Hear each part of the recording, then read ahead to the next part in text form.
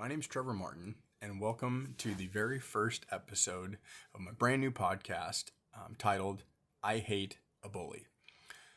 Now, for those of you who know me, you'll know that I've been writing about this subject on LinkedIn quite extensively. I think we're up to probably part 10, I believe, if I'm remembering correctly.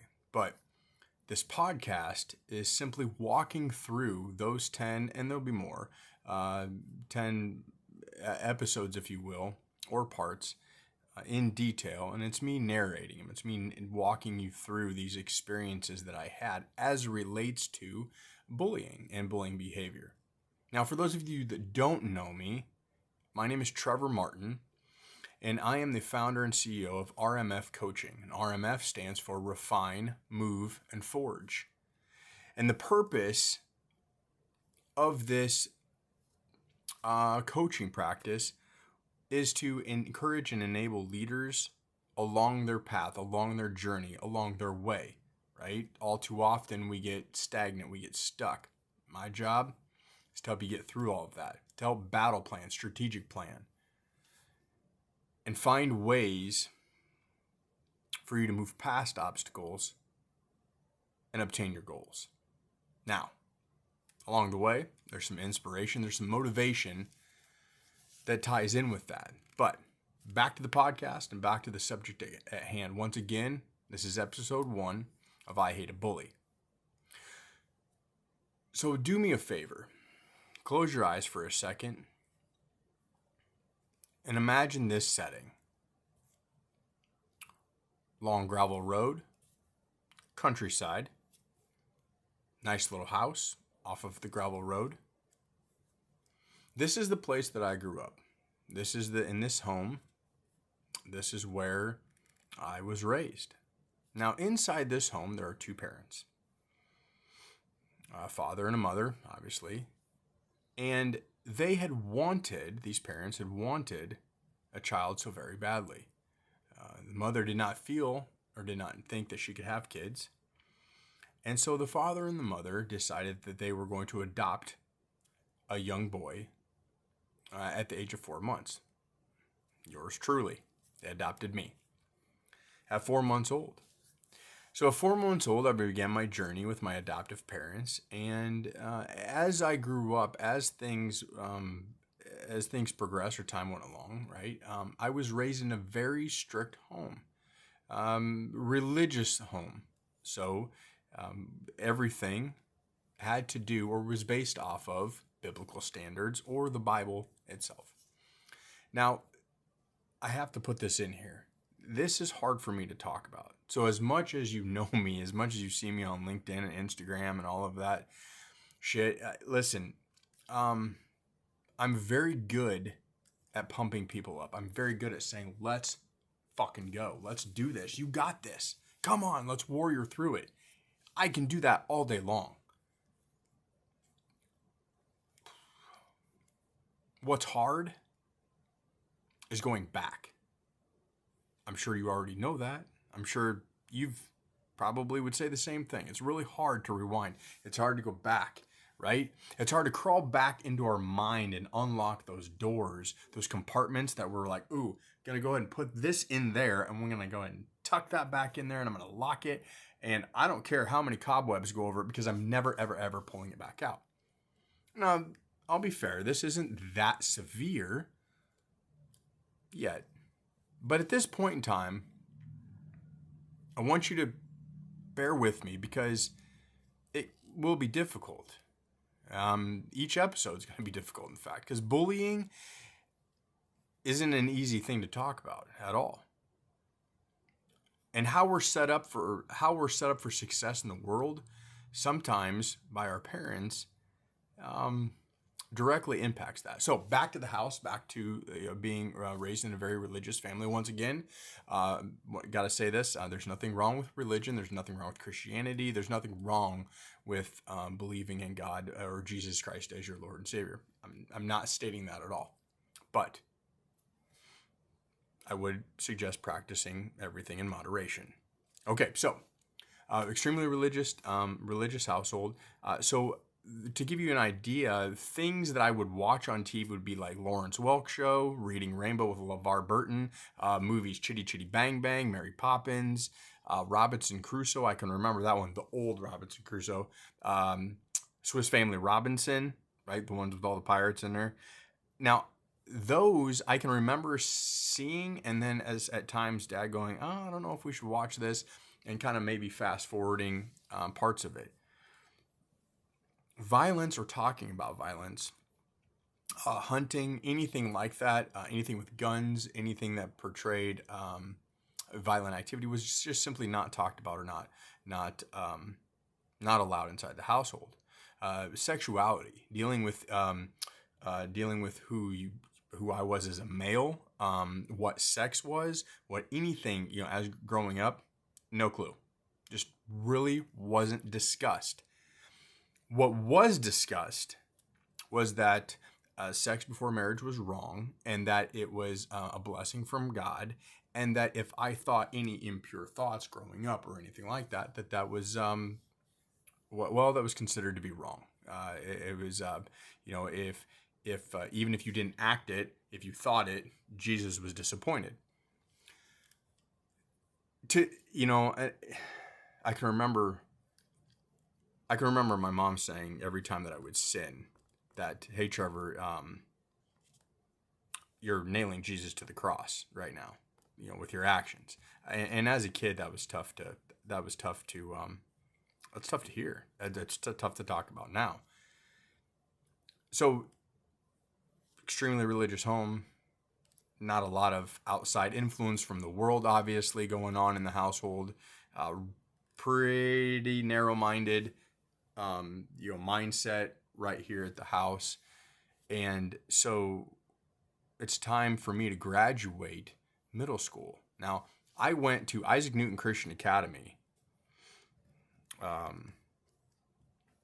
And it was a Christian school. I think went from kindergarten, maybe first grade, all the way up to 8th grade. And in that school, we learned about God. We talked about God. We talked about the Christian faith. It was a Christian academy, right? So once again, not a lot of outside worldly influence. So I'm experiencing all of these things under the Christian banner. Once again, nothing wrong with that. Remember moderation, but everything is just kind of has that biblical theme, that biblical tone. That is what I thought the world was. Outside music, nope. I don't even remember. I'm trying to remember what I listened to when I was younger. Now, I can tell you what I listened to when I rebelled, right? AC/DC, Metallica, all of that badass shit. But when I was younger, growing up, there was an artist named Carmen who sang, but he also told stories through his song, biblical stories through his songs, things like that. So once again, sheltered, extremely sheltered. So graduating 8th grade, right? All said and done, we're getting ready for our first year of high school. August rolls around. We're at that house off that gravel road, right? Now, the school that I went to, or that I'm going to be going to in high school, it's a small school, a small high school, little country, quote unquote, hick town. That's where I'm going to be headed to. And at this point in time, I don't know this, but it's going to be hell for the next 3 years. So I'm standing in front of this house. First day of high school, standing in front of my house. I'm at the edge of the driveway. School bus is going to be coming to pick me up. And I'm ready, y'all. Like, I'm ready. I've got everything. I've got my shoes clean. They're shined. They're ready to go. I've got a white long sleeve shirt on. I got some slacks on. I've got my satchel or my backpack slung across my chest. It's got a leather cross stitched in the leather flap. I am ready for school. I'm dressed for success. I even got my Bible in the backpack. Side satchel, sorry. I'm ready. I had prayed the night before. Now, I'm not gonna lie. Of course, I was nervous. This is a whole new world. This is a new beginning. Of course, I'm nervous. I prayed and I prayed and I prayed. I prayed that I was going to make new friends. I prayed that I was going to be seen. I don't know. But most of all, I prayed that I was going to make some friends. I remember that. I wanted to make friends so bad. You know what? I'm going to make a new best friend day one. That's what I thought. So there I am at the edge of the driveway where the driveway meets the dust or meets the gravel. And here comes here comes the bus. It's tooling up the road. And I'm so excited. I can't wait for this part of my life to begin. I am scared. I am nervous, like I said, but the door opens. The bus creaks to a stop, and the door opens, and I take the 3 steps up. Maybe I even skipped up them. I don't even know. But I look at the bus driver, and I'm smiling. And the bus driver looks at me and looks at what I'm wearing and looks at my backpack or my little side man purse, whatever. No offense to anybody that has a man purse. They're pretty cool. And, I mean, fanny packs are coming back in. I don't even know if we call them that, but they're coming back in style. So, I'm pretty sure side satchels are pretty cool. Or they should be. So the bus driver looks at me and looks at what I'm wearing and looks at my side satchel and maybe sees the cross on it. I don't know. But she says these words that I'll never forget. Oh, you poor thing. I had no idea. What do you mean, poor thing? Right? Like I'm dressed for success. I'm ready to go. I'm excited. And then I turned left and I looked down the row of seats. And I went in my head, oh dear Lord. I probably actually thought those exact words, oh dear Lord. Now that would be translated into what in the actual fuck. But my mind was blown. I was getting ready to short circuit. I didn't know what I was looking at. I'll tell you what I thought I was looking at. I thought I was looking at a bunch of sinners, a bunch of kids headed straight for hell, right? Who knew? Because, I don't know, years later, I'd start to listen to AC/DC and I'd hear Highway to Hell. And I'm like, oh, that was that bus. That bus was on that highway, right? But I'm looking at these kids and there's girls in shorter shorts, right? They got where the pockets are longer than the denim. They got halter tops on, right? There's kids that have disheveled hair, boys that have disheveled hair. Their shoes aren't even tied. They look like they're straight out of some skater park. And they're swearing. Like, they're spitwads. There's kids punching each other in the shoulder. They're making fun of girls are screaming. They're making fun of each other. It is absolute chaos. And I'm looking at this going, what did I just step into? I could probably feel the sweat start to bead all around my forehead. I probably was pitting out pretty bad, y'all. I didn't know where to sit. All I can remember thinking is, I want off this bus, and I want off it now. Now, little did I know that where the bus was taking me was going to be even worse. That side satchel with that cross, pretty sure that put a target right on my back. Preacher's kid. Wasn't a preacher's kid. But still, right? Prime meat. Prime target for bullying. I went and found a seat quick as I could, and I clutched my pack, and I was quiet. And I thought to myself, I thought Jesus was supposed to hold my hand during times like this, and God hold my hand at times like this, And it didn't feel that way. I felt scared. I felt panic. Now, yes, I prayed, and I prayed, and I prayed. I did. Did I hear an answer? No, I didn't. Now, once again, there's nothing wrong with the Christian faith. There's nothing wrong with believing in God or a higher power or Jesus. But I'm going to tell you right now, on that day, it was silent.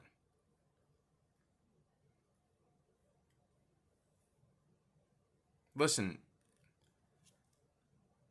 the next few chapters as we move forward, they get increasingly difficult.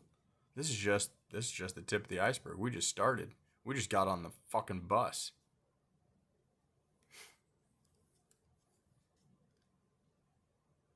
I promised that I wasn't going to go longer than 15 minutes, and I'm at the 15-minute mark. So this is the first episode.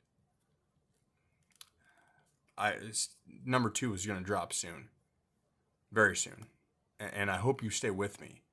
But y'all, for tonight, thank you for being here and thank you for listening. And if you have time to talk to your kids about bullying, if you have time to talk to your kids about over sheltering them, or talk to your spouse about over sheltering, do so. All right, I'll wrap it up. Hey, please let me know. I'm a rookie at this. Please let me know what y'all thought, and please come back as we continue the journey. Once again, much love, and as always, stay strong, stay hungry, just do, and give no quarter, especially to those bullies. All right, we'll see you out there.